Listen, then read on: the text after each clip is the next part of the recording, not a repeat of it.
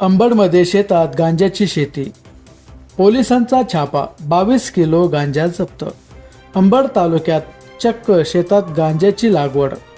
पोलिसांनी छापा टाकत तब्बल 22 किलो गांजा जप्त केला आहे.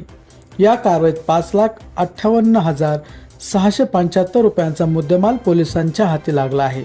अंबड तालुक्यातील कौचालवाडी शिवारात शेतामध्ये गांजाची लागवड केल्याचा प्रकार उघडकीस आला आहे.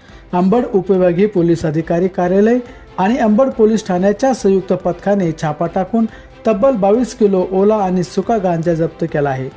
जप्त केलेल्या गांजाची अंदाजे किंमत 5,58,675 रुपये इतकी आहे.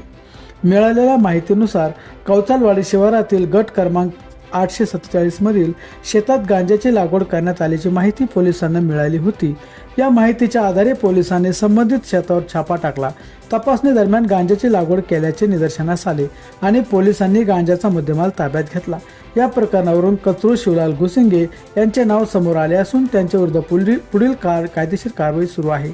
गांजाची लागवड कोणत्या उद्देशाने करण्यात आली होती तसेच या प्रकरणामध्ये आणखी कोणाचा सहभाग आहे का याचा तपास पोलीस करत आहे.